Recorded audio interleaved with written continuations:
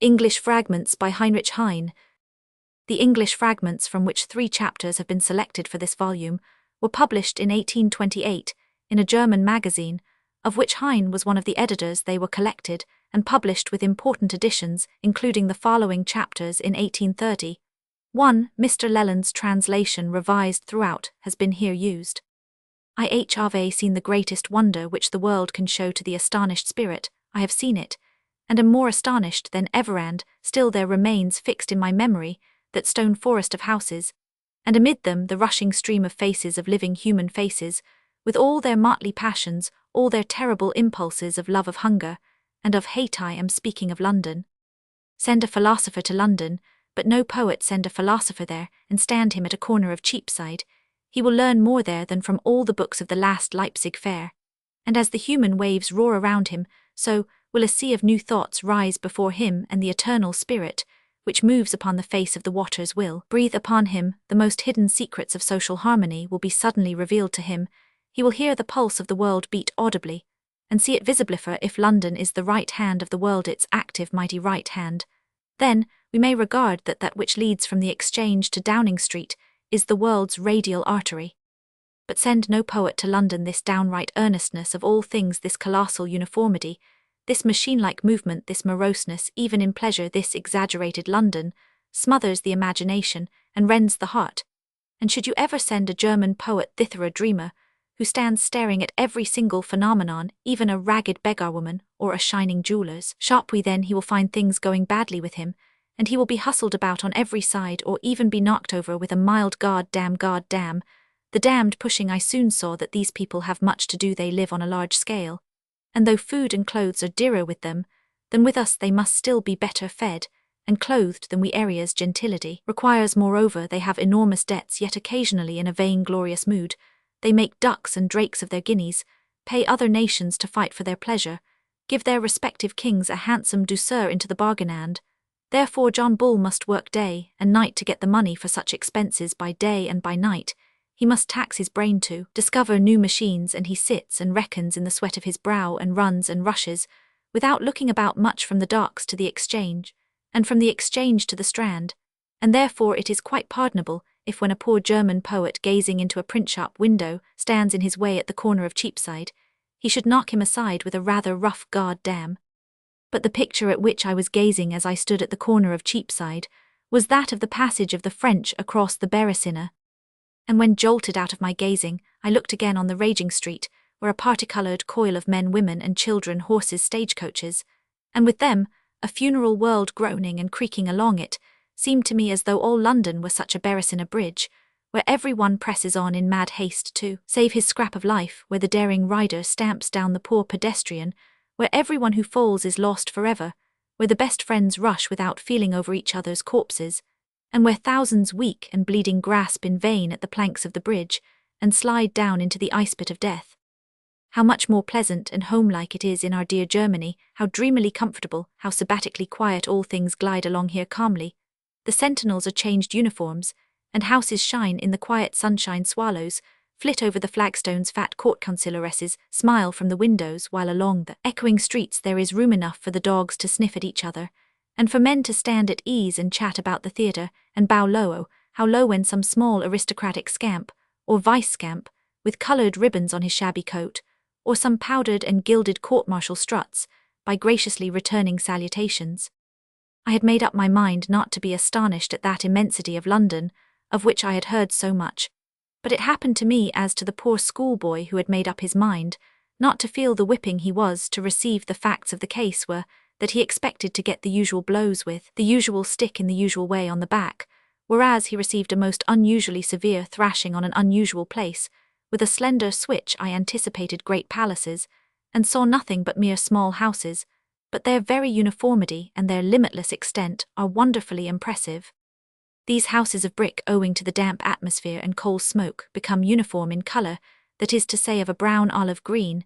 They are all of the same style of building, generally 2 or 3 windows wide, 3 stories high, and adorned above with small red tiles, which remind one of newly extracted bleeding teeth, so that the broad and accurately squared streets seem to be bordered by endlessly long barracks, This has its reason in the fact that every English family, though it consist of only 2 persons, must still have a house to itself, for its own castle and rich speculators, to meet the demand build wholesale entire streets of these dwellings, which they retail singly. In the principal streets of the city, where the business of London is most at home, where old-fashioned buildings are mingled with the new, and where the fronts of the houses are covered with names and signs yards in length generally gilt, and in relief, this characteristic uniformity is less striking, less so indeed, because the eye of the stranger is incessantly caught by the new and brilliant articles exposed for sale in the windows, and these articles do not merely produce an effect, because the Englishman completes so perfectly everything which he manufactures, and because every article of luxury, every astral lamp, and every boot, every tea kettle, and every woman's dress shines out so invitingly, and so finished there is a peculiar charm in the art of arrangement, in the contrast of colours, and in the variety of the English shops. Even the most commonplace necessaries of life appear in a startling magic light, through this artistic power of setting forth everything to advantage. Ordinary articles of food attract us by the new light in which they are placed. Even uncooked fish lie so delightfully dressed that the rainbow gleam of their scales attracts us. Meat lies as if painted on neat and many-coloured porcelain plates garlanded about with parsley eyes. Everything seems painted, reminding us of the brilliant yet modest pictures of Franz Miris. Only the people are not so cheerful as in the Dutch paintings. They sell the most delightful playthings with the most serious faces, and the cut and colour of their clothes is as uniform as that of their houses.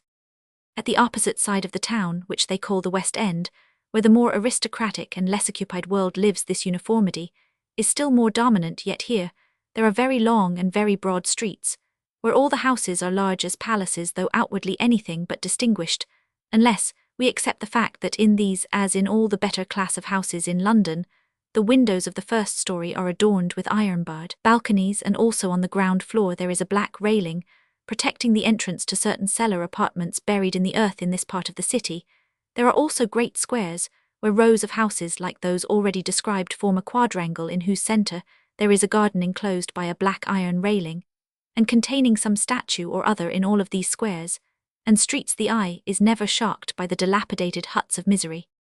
Everywhere we are stared down on by wealth and respectability, while crammed away in retired lanes and dark damp alleys, poverty dwells with her rags and her tears. The stranger who wanders through the great streets of London and does not chance right into the regular quarters of the people sees little or nothing of the misery. There only here and there at the mouth of some dark alley stands a ragged woman with a suckling babe at her wasted breast, and begs with her eyes. Perhaps if those eyes are still beautiful, one glances into them and shrinks back at the world of wretchedness within them. The common beggars are old people, generally blacks, who stand at the corners of the streets cleaning pathways, a very necessary thing in muddy London, and ask for coppers in reward. It is in the dusky twilight that poverty with her mates vice and crime glide forth from their lairs.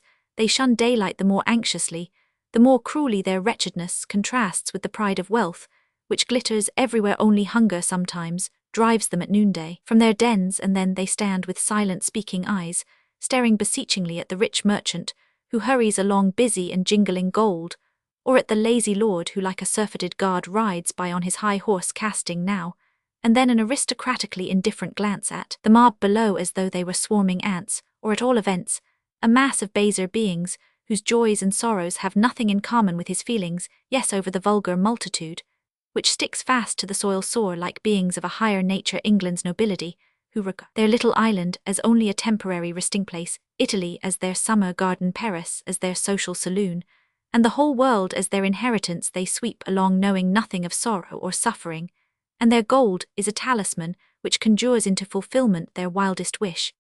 Poor poverty, how agonizing must thy hunger be where others swell in scornful superfluity, and when some one casts with indifferent hand a crust into thy lap, how bitter must the tears be, wherewith thou moistenest it. Thou poisonest thyself with thine own tears. Well art thou in the right when thou alliest thyself to vice and crime. Outlawed criminals often bear more humanity in their hearts than those cold, blameless citizens of virtue, in whose white hearts the power of evil is quenched, but also the power of good. I have seen women on whose cheeks red vice was painted, and in whose hearts dwelt heavenly purity. I have seen women I would I saw them again. This man has the bad fortune to meet with good fortune, wherever the greatest men in the world were unfortunate, and that angers us and makes him hateful. We see in him Only the victory of stupidity over genius, Arthur Wellington triumphant, where Napoleon Bonaparte was overwhelmed. Never was a man more ironically gifted by fortune, and it seems as though she would exhibit his empty littleness by raising him high on the shield of victory. Fortune is a woman, and perhaps in womanly wise, she cherishes a secret grudge against the man who overthrew her former darling, though the very overthrow came from her own. Well, now she lets him conquer. Again, on the Catholic emancipation, questionize in the very fight in which George Canning was overwhelmed.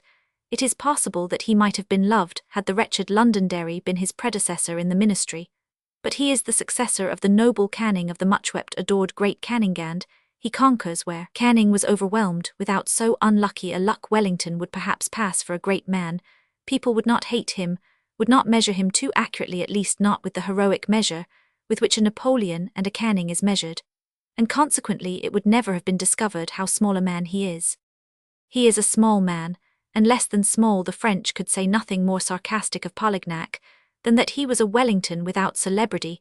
In fact, what remains when we strip from a Wellington the field marshal's uniform of celebrity? I have here given the best apology for Lord Wellington in the English sense of the word. My readers will be astonished, however, when I honourably confess that I once clapped on all sail in praise of this hero. It is a good story, and I will tell it here.